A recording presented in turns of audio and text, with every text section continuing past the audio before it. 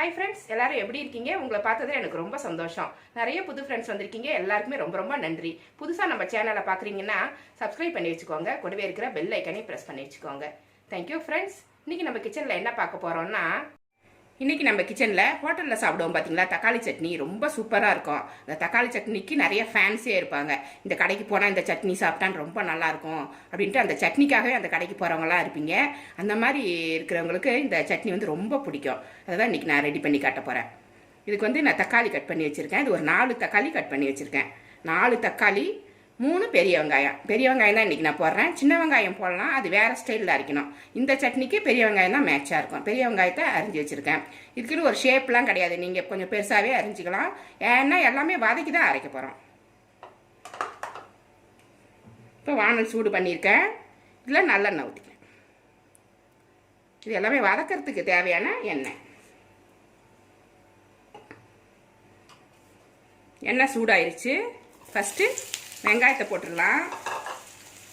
தக்காளி வந்து கொஞ்சம் அதிகமாக இருக்கிற மாதிரி பார்த்துக்கணும். வெங்காயம் கம்மியாகவும் தக்காளி கொஞ்சம் அதிகமாகவும் இருக்கிற மாதிரி பார்த்தா தான் அந்த தக்காளி சட்னி டேஸ்ட்டாக இருக்கும். இல்லைனாக்கா வெங்காய சட்னி மாதிரி ஆகிடும்.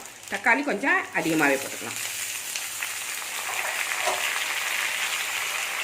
இப்போ காஞ்ச மிளகா காரத்துக்கு எடுத்து வச்சுருக்கேன். இது வந்து உங்களுக்கு விருப்பப்படி போட்டுக்கோங்க. உங்களுக்கு எவ்வளோ காரம் தேவையோ அவ்வளோ போட்டுக்கோங்க. பூண்டு வந்து உரிக்கக்கூடாது. ஒரு முழு பூண்டை இந்த மாதிரி தோலோடு உடச்சி எடுத்து வச்சுருக்கேன். உரிக்கலை, தோலோடு இருக்குது. இதையும் இதில் போட்டுக்குவோம். எல்லாமே ஒன்றா போட்டு இப்போ நம்ம வதக்க போகிறோம்.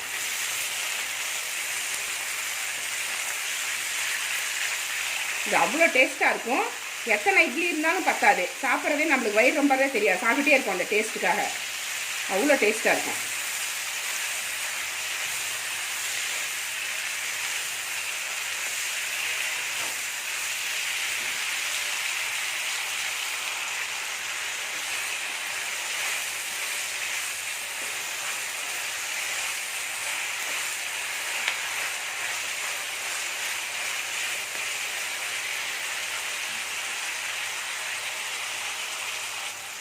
இப்போ வெங்காயம் தக்காளிலாம் நல்லா வதங்கிடுச்சு. ஸ்டவ் ஆஃப் பண்ணிவிட்டு இதை நல்லா ஆற வச்சு அரைச்சி எடுத்துருந்துடலாம். தண்ணி ஊற்ற வேண்டாம், அப்படியே அரைங்க. தண்ணி ஊற்றாமே அரைச்சாதான் அந்த டேஸ்ட்டு கரெக்டாக இருக்கும்.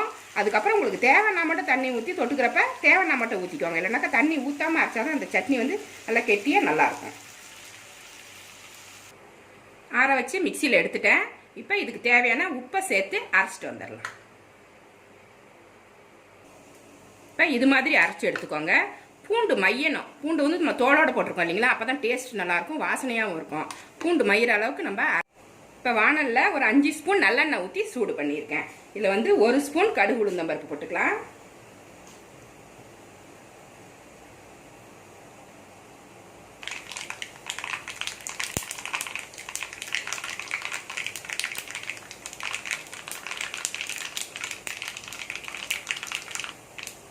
கடுகு நல்லா பொரிஞ்சிருச்சு.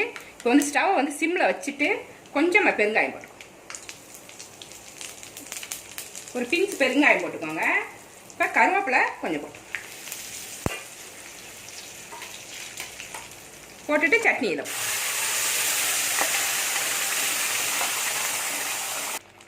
இப்போ தாளிச்சாச்சு.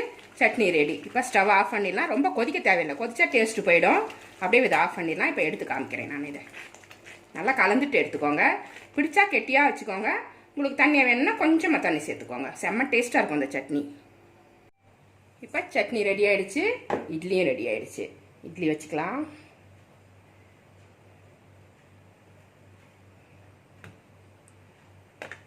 செம்ம டேஸ்ட்டாக இருக்கும் இந்த இட்லி. இந்த தக்காளி சட்னியும் சரியான காம்பினேஷன். சாப்பிட்டா அவ்வளோ டேஸ்ட்டாக இருக்கும். இந்த மாதிரி இருக்கும். உங்களுக்கு இந்த ரெசிபி பிடிச்சிருந்தா நம்ம சேனலை சப்ஸ்கிரைப் பண்ணி வச்சுக்கோங்க. கூடவே இருக்கிற பெல் ஐக்கானையும் ப்ரெஸ் பண்ணி வச்சுக்கோங்க. லைக் பண்ணுங்கள், ஷேர் பண்ணுங்கள், கமெண்ட் பண்ணுங்கள். இவ்வளோ நேரம் என்னோடய வீடியோவை பார்த்தா எல்லாருக்குமே நன்றி. Thank you friends.